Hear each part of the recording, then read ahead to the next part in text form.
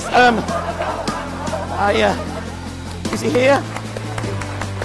Collared is a routine that I've been performing for over a decade. It's funny, it's memorable, and it involves the audience. You get all of the gimmicks you need, and they've been redesigned to make the trick easier and better than ever. Collared 2 is easy. You can perform it in cabaret or stage, and most of all, it's fun to do. I could talk about Collared 2 all day long, but the best way for you to know what a great routine it is to watch a performance. Have a look at this. Oh, thank you. Thank you very much. So nice to see you all here, so many wonderful, good-looking, handsome married men in the audience. And my name is John Archer. Good evening. I'm going to show you a little trick. I've been doing this for a long time now. I've been performing professionally for over 20 years. When I first started, I thought, I want to get famous. I want to be famous, big and famous. And then I realized that was going to happen. It's not going to happen. And as I realized it wasn't going to happen, I also realized that it didn't matter. Because I don't really do it for fame. I've noticed that now. I do it for this. Indifference. And you do it very, very well. But I've been doing it for 20 years. When I first started doing it for 20 years, it was great fun. I enjoyed it. I'd sort of, it was new to me. I'd get in a car and I'd drive to a new place. I'd see new sights. I'd visit new towns. I'd perform to audiences. I'd do tricks I'd never done before, and it was fantastic. And then after about 10 years, I saw I was doing the same tricks and I'd seen everywhere before. And now I've been doing it for 20 years, and I've got to be honest, it's getting a little bit hard. Thank you. That's very L&L. And no, it is. You can cut that out. But no, it's got very, very difficult for me. It's not so much the travelling. It's not the gigs. I still enjoy all of that. To be honest, it's the loneliness. You've done it once. Don't do it again. And no, it's the loneliness. It's just travelling on my own. I mean, it sounds like a great job, but the truth is that, we're only on stage for a little bit, and the rest of the time, we're in a car, and I'm driving sometimes for 4, 5 hours to get to a gig, 4 or 5 hours home, and I thought, I've got to do something about this. I've got to talk about it. So I went, a couple of days ago, I went into my wife's bedroom, which is coincidentally right next to mine, and it's handy, and I went in and I said, look, we need to talk. She said, it's not Thursday. I said, I know, but we need to have a little chat. We need to discuss something. I've got a problem. She said, what's your problem? I said, I've got a problem with work. She said, what? I said, I'm starting to get a little bit lonely. She said, what do you mean lonely? She said, well, I'm in my car all on my own. She said, well, why don't you get yourself a little travelling companion? I thought, that's a good idea. I've got a girl in mind. She said, no. That's not what I mean. She said, get somebody to keep you company when you're travelling, like a little pet. I said, what do you mean? She said, get yourself a goldfish.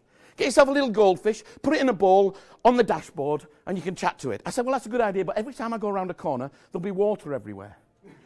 She said, you're right, that's not one of my best ideas. Now, I didn't like to tell her that it actually was one of her best ideas. So I said, that won't work. She said, you're right, get yourself a little dog, a little chihuahua, a little puppy, keep it in the glove compartment. And I said, that won't work, it'll die. I'll have to leave it, the heat, and I have to leave windows open, it's insecure. She said, why don't you get a pretend pet, a little surrogate pet, something that you can pretend is real, and it'll be a companion, like those little Tamagotchis that kids used to keep in the pocket and feed and things. I thought that's a good idea. So yesterday, I went to Toys R Us, and I bought this little fella. I know, I say fella, I mean, to be honest, with stuffed toys, it's always difficult to tell, you know what I mean? They might just be saving on fur, I don't know, but And he's a happy little soul, as you can see. He's probably a mentalist. And I thought, wouldn't it be nice if he became part of a bigger family? So that when I'm traveling with him, I don't just think of him. I think of you and you and you and you. So what I've done is I've got this little idea in my head that what we could do is come up with a name for him.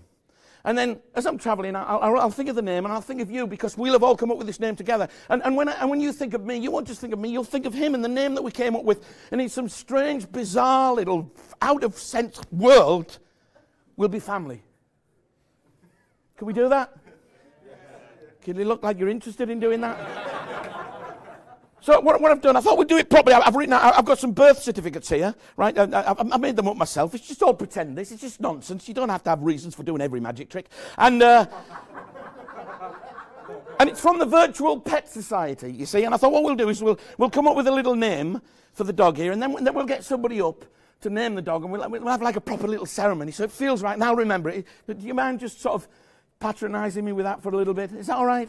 So I'll tell you what we'll do. We'll, in true mentalism style, I'll throw one of these birth certificates over my shoulder, right? And whoever catches it, you're going to give me a letter, all right? And then you throw it into somebody else, and they give me another letter, and slowly a name evolves, or is created, depending on your theology. I don't mind which, let's not argue, but it's important that you sort of obey the rules of the English language to a certain extent. So obviously if somebody gives me a P, I don't want the next person giving me a P, otherwise he ends up with a stutter. It's not a great start in life. So and also, now and again we might need a few vowels to make it work, but you can choose any word I like. So we'll start somebody over here. Somebody catch. Somebody got, excellent. What's your name, sir? Matt, excellent. Matt, you're going to give me the first letter of this little fella's name. First letter. Now, what do you want the first letter to be? It can be anything at all. D. D. Excellent. That's good, because that's Trump out of the way. We're not going to end up with that dog. Okay. D. Excellent. D. Would you throw it to somebody else behind you or over there? It's entirely up to you. Dear me, slightly aggressive. Wonderful. Caught in the cleavage, madam. Well done. That's a skill that's not used enough, to be honest. I do it myself at parties. But what's your name?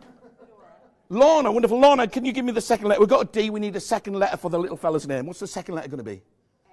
A. A. Okay, that's good. It's a little bit ordinary at the moment. D-A. Okay, D-A. Wonderful. Would you throw it to somebody else? Anybody all that way or this way? Oh, we're sort of going across the room. Wonderful. In the gap. Nobody wants it. Wonderful. What's your name? Mark. Mark. Excellent. Mark, what's the third letter of this fella's name? It's going to end up being Danny, isn't it? All right. All right. We've got to try and be creative. I don't want an ordinary name. I want an interesting name, like, Fifi Trixie Bell or something like that. No, but don't worry, it wasn't your fault, Mark.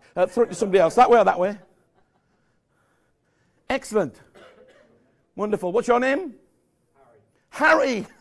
Oh, parents should have used this method for you, to be honest. You'd have had a slightly more exciting name, wouldn't you, Harry? So, Harry, we've got D-A-N. What do you want the fourth letter to be? Be creative. What do you want the fourth letter of the name to be? Dana.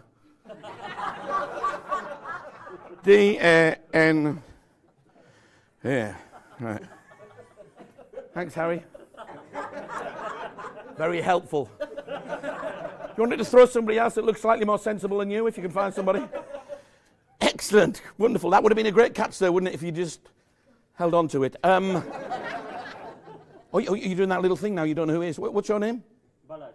Balash. Oh, your parents did use this system. That's good.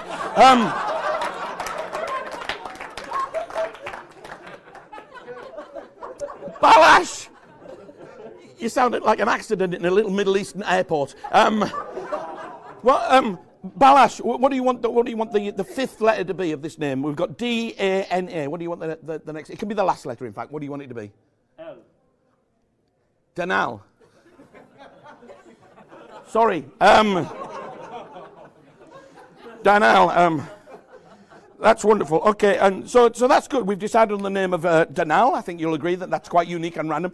Now what we need to do is we need somebody to come up and name. Oh, sorry, we need the date. What's the date today? 7th. It's the what? 7th of January. Wonderful. Okay, now I need somebody to come up and name little Danal for me. This lady here, what's your name? Sarah. Sarah, wonderful. Sarah, have you ever named a stuffed puppy before? Never. That's the right answer, to be honest. If you'd said yes, I'd be a little bit worried. Sarah, come on and join me. Give Sarah a big round of applause. Excellent. Sarah, just hang on to that. Sarah, here's what's going to happen. You're going to name the dog, all right? We're going to have a little name. Sarah, you're going to read out the certificate for me, okay? And they'll all sit up straight like it's a church service, okay? And then when you've named Danal, we'll have a few photographs, all right?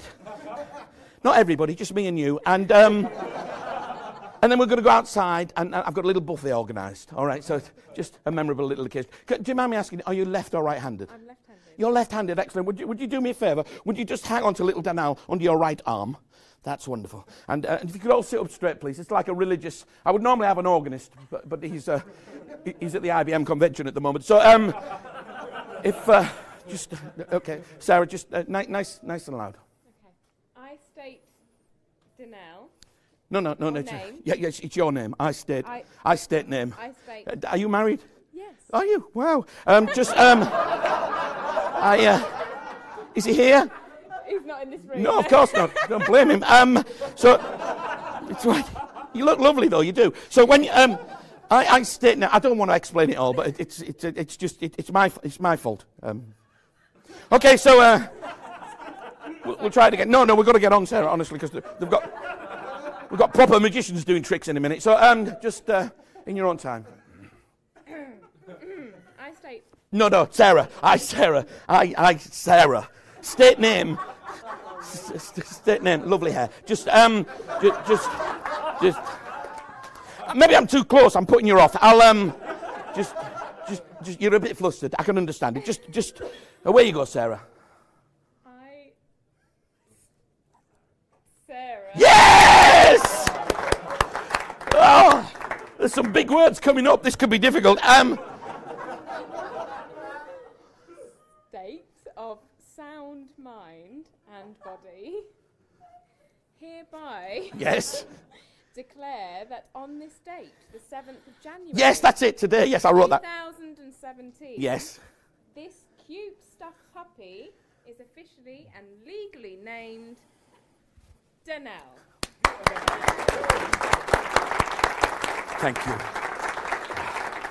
Listen, Sarah, I'm going to let you keep that. You can be like the custodian of the birth certificate. If I never need a passport for him or anything, I'll come and get you. Now, I'm glad this has happened, Sarah, because when I bought him yesterday, I thought, they asked me to film this, but I know they'll have other more important magicians. They might not get a chance to do this with me, and I thought what I should do is just have a backup plan. And I wanted to treat him like a real dog. So I went next door to Toys R Us. There's a little shop called Pets R Us.